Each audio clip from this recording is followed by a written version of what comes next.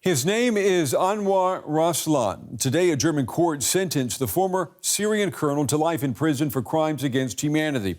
Prosecutors accused him of running a detention center for the Assad regime and of overseeing the torture of 4,000 people, including 60 deaths.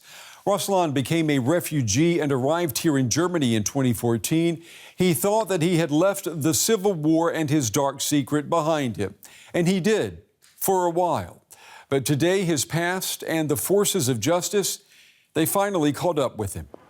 And for reaction to today's sentencing, I'm joined now by Kenneth Roth. He's the Executive Director for Human Rights Watch. Kenneth, it's good to have you back on the day. You and I have spoke numerous times about efforts to bring justice to those who have and who continue to commit war crimes and crimes against humanity in Syria. How important is today's sentencing of Anwar Raslan?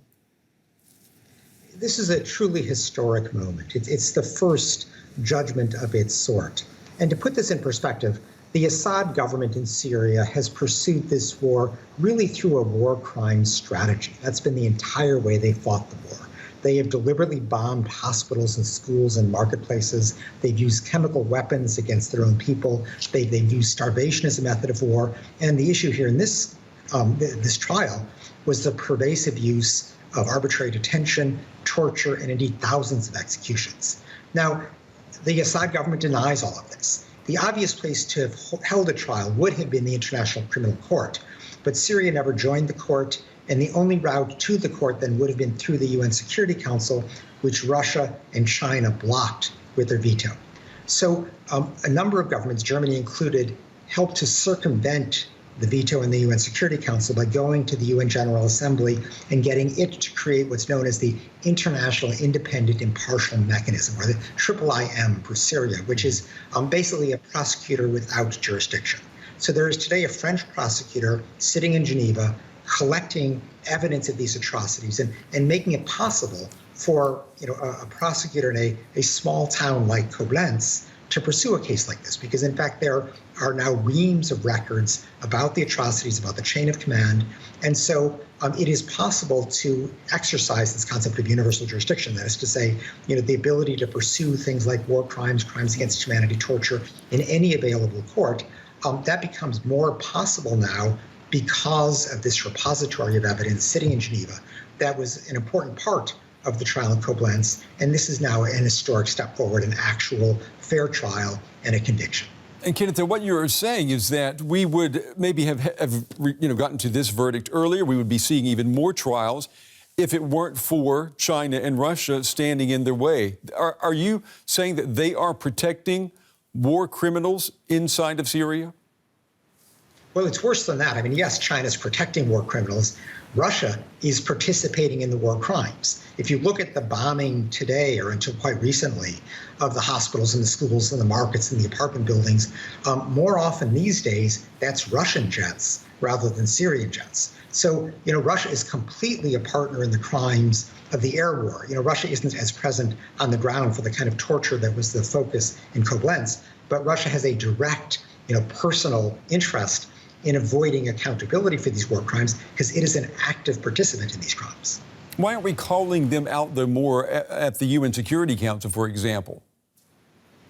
Well, the UN Security Council can't speak because of the Russian veto. So it's been, in fact, very difficult even for the Security Council to authorize cross-border humanitarian assistance from Turkey into the parts of Syria still held by the armed opposition. Russia very reluctantly goes along and has gradually been reducing the entrances to Syria down to one. But to go beyond that, to bring in the International Criminal Court to condemn the atrocities in Syria, Russia absolutely precludes that. And that's a real weakness of the structure of the Security Council. The 5 permanent members, the U.S., China, Russia, France, and Britain, each of them has a veto. Each can prevent a resolution from going forward. They're not supposed to use this in this kind of narrow, self-interested way. They're not supposed to defend the perpetrators of mass atrocities, but that's exactly what Russia and China have been doing in the case of Syria and elsewhere, I should say, places like Myanmar. Yeah. And more than 2,500 miles away from where we are right now in Syria, the misery for millions who are still living under Assad, that misery continues, and it's faded a lot from the public's radar. We have to admit that. What does today's landmark court case, what does it mean for those Syrians? Well, one important element of this is that there are certain countries, Denmark is a good example, which want to pretend that it's safe to send Syrian refugees back to Syria. Because in most of Syria, the war is over. It's just, the Assad government back to its usual repressive ways. But, Human Rights Watch has done investigations where we found that, people who go back to Syria, a relative handful of people, are treated as suspicious just because they left. And they are subject to the same detention centers, the same torture, the same risk of atrocity. So, what we saw today in Koblenz, the focus of this trial, is an ongoing reality.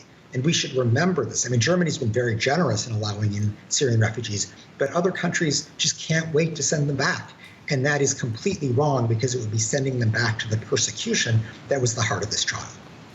Kenneth Roth with Human Rights Watch. Kenneth, it's always good talking with you. Valuable context to help us understand what continues to go on inside and outside of Syria. Thank you.